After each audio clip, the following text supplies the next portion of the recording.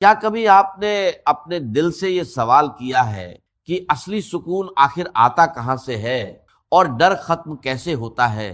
سنیے، قرآن ایک ایسی حقیقت بیان کرتا ہے جو انسان کی پوری زندگی بدل دیتی۔ جو لوگ اللہ پر ایمان لائے اور انہوں نے کہا کہ ہمارا رب اللہ ہے، پھر وہ اس بات پر جم گئے تو ان پر فرشتوں کا نزول ہوتا ہے اور ان سے کہا جاتا ہے نہ کوئی غم کرو، نہ کوئی خوف رکھو، بلکہ خوشیاں مناؤ اس جنت کی جس کا تم سے وعدہ کیا گیا تھا۔ جب انسان کے دل کو یہ اطمینان حاصل ہو جاتا ہے کہ میرا رب اللہ ہے، ربی اللہ، تو پھر اس کے لیے نہ کوئی کھٹکا رہتا ہے، نہ کوئی خطرہ، نہ کوئی خوف، نہ کوئی حزن، کیونکہ وہ جان لیتا ہے کہ جو کچھ بھی ہو رہا ہے اللہ کے اذن سے ہو رہا ہے، اور اللہ کے اذن کے بغیر تو ایک پتا تک نہیں ہلتا۔ یہ کائنات کوئی اندھی اور باہری طاقت نہیں ہے جس سے انسان خوف کھائے، بلکہ اسے چلانے والا ایک سمیع اور بصیر خدا ہے، وہ جو میرا دوست ہے، میرا ولی ہے، اللہ ولی المومنین ہے، ایمان والوں کا ساتھی، ان کا مددگار ہے، ان کا حمایتی ہے۔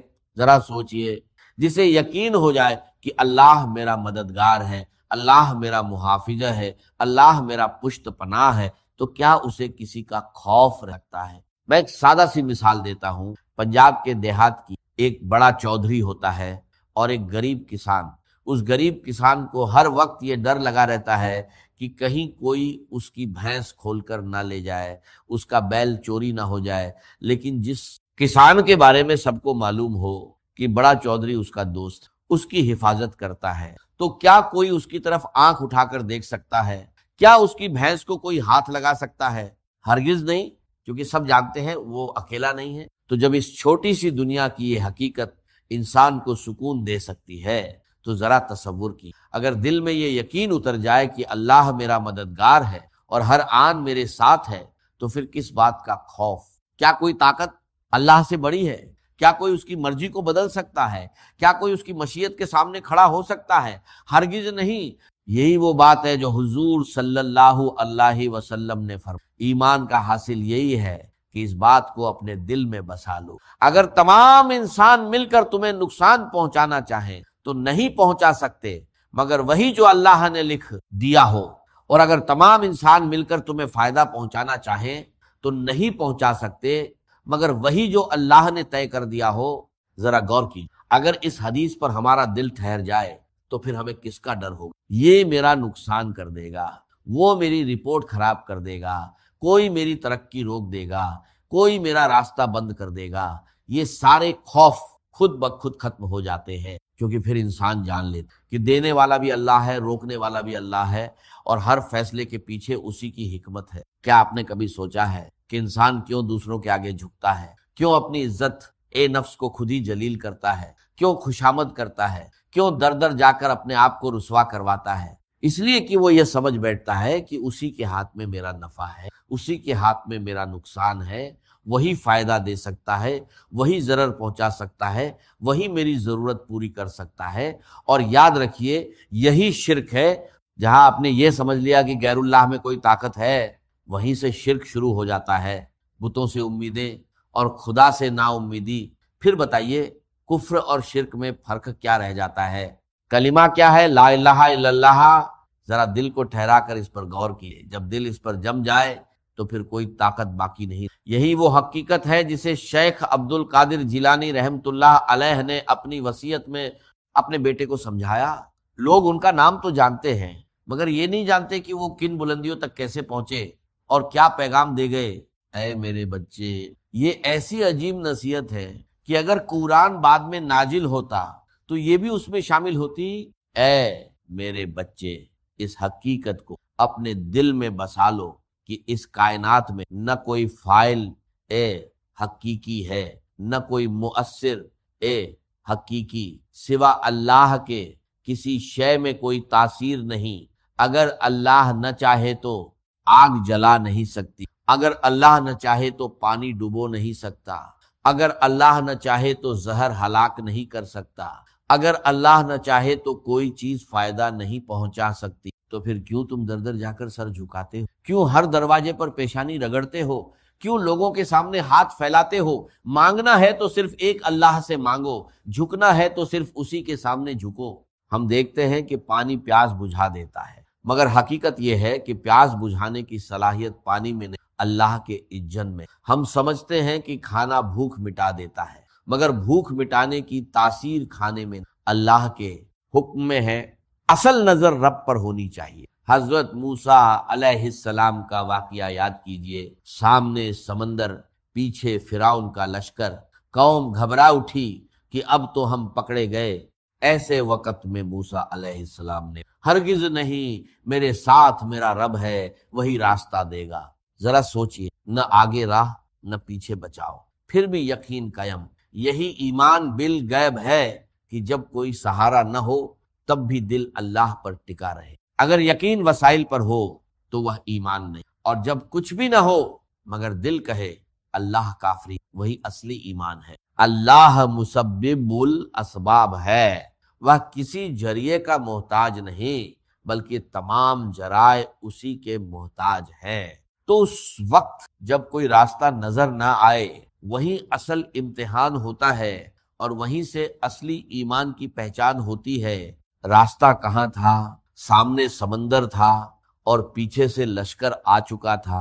اب ذرا سوچئے، ایمان کی باتیں کرنا آسان ہے، یہ کہنا بھی آسان ہے کہ تم جہاں کہیں بھی ہو اللہ تمہارے ساتھ ہے، لیکن جب اس بات کا یقین دل میں اتر جائے تو زمین اور آسمان کا فرق پیدا ہو جائے۔ یہی منظر حضور صلی اللہ علیہ وسلم کے ساتھ بھی پیش آیا۔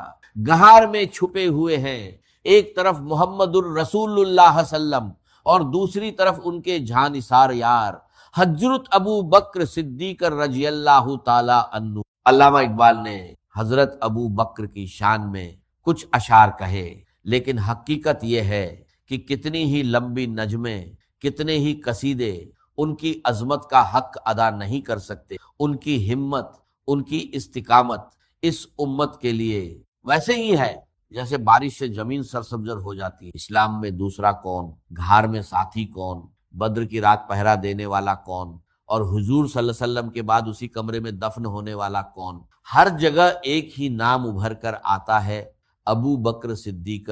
اکثر یہ بحث کی جاتی ہے کہ سب سے پہلے ایمان کون لایا، حضرت علی یا حضرت ابو بکر، مگر علماء نے اس کو کتنی خوبصورتی سے سمجھایا کہ آزاد مردوں میں سب سے پہلے ابو بکر، بچوں میں سب سے پہلے علی، خواتین میں سب سے پہلے علی، پہلے خدیجہ، اور غلاموں میں سب سے پہلے زید۔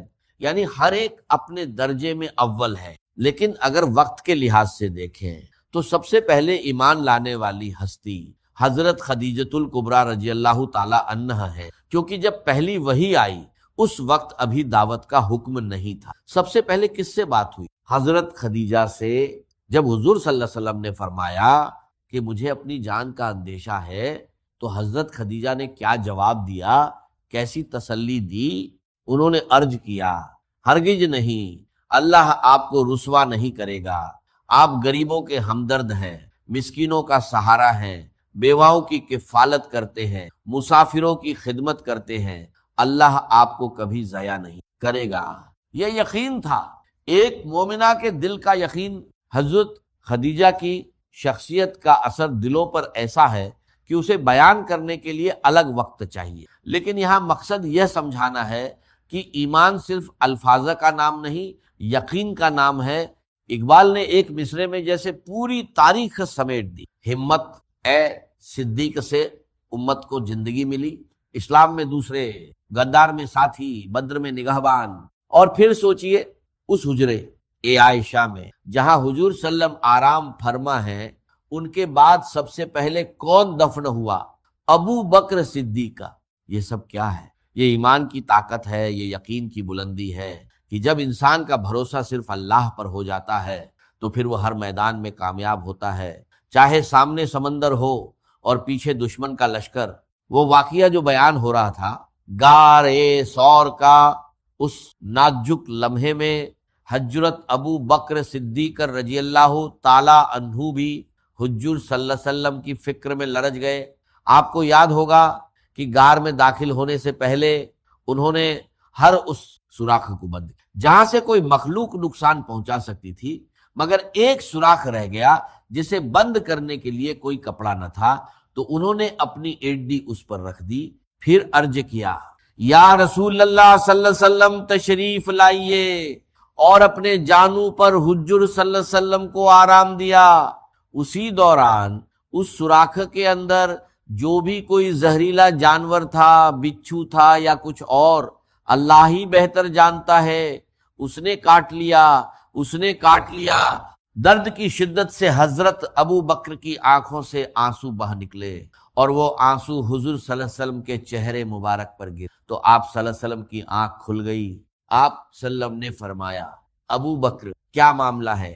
مگر انہوں نے اپنی ایڑی وہاں سے نہیں ہٹائی، کہیں ایسا نہ ہو کہ وہ جانور نکل کر حضور صلی اللہ علیہ وسلم کو کوئی تکلیف پہنچا دے۔ اپنی جان کی انہیں کوئی پرواہ نہ تھی، بس یہ خوف تھا کہ کہیں میرے جیتے جی میرے نبی صلی اللہ علیہ وسلم کو کوئی نقصان نہ پہنچے۔ یہی ہے ابو بکر کی محبت کہ خود کو قربان کر دے مگر اپنے نبی صلی اللہ علیہ وسلم پر آنچ نہ آنے دے۔ پھر حضور صلی اللہ علیہ وسلم نے اپنے لعاب ایندھن سے اس زخم پر لگایا، اور اللہ نے اسی کے ذریعے شفا عطا فرمائی، جیسے خیبر کے موقع پر حضرت علی رضی اللہ تعالی عنہ کی آنکھوں کو شفا ملی۔ اسی غار میں اسی وقت حضرت ابو بکر نے عرض کیا یا رسول اللہ صلی اللہ علیہ وسلم، اگر ان میں سے کسی نے جھک کر اپنے قدموں کی طرف دیکھ لیا تو ہم نظر آ جائیں گے۔ کیا جواب دیا اللہ کے رسول؟ لا تحزن ان اللہ معنا، گھبراؤ مت، اللہ ہمارے ساتھ ہے۔ یہ ہے ایمان۔ میرا مالک اللہ، میرا رازق اللہ، میرا محافظ اللہ، میرا مددگار اللہ، میرا پشت پناہ اللہ، میرا دوست اللہ، یہی رشتہ، یہی یقین ایمان کا لباب ہے، اسی کا نام ولایت ہے۔ اللہ کے ولی کوئی عجیب شکل والے لوگ نہیں ہوتے، ان کے سر پر سینگ نہیں ہوتے، بلکہ جس کا دل ایمان سے بھر جائے وہی اللہ کا ولی ہے۔ جسے یقین ہو جائے کہ اللہ میرے ساتھ ہے وہی اللہ کا ولی ہے۔ جس کا بھروسہ صرف اللہ پر ہو وہی اس کا قریبی بنتا ہے، وہ اسے اپنا دوست بناتا ہے، اس سے محبت کرتا ہے، اور مومن بھی اپنے رب سے محبت کرتا ہے۔ اب ذرا تصور کیجئے، جس انسان کو یہ رشتہ مل جائے، یہ ایمان کی دولت مل جائے، یہ ولایت کا مقام حاصل ہو جائے، تو پھر اس کے لیے کیا رہ جاتا ہے؟ آگاہ ہو جاؤ، اللہ کے دوستوں کے لیے نہ کوئی خوف ہے، نہ کوئی غم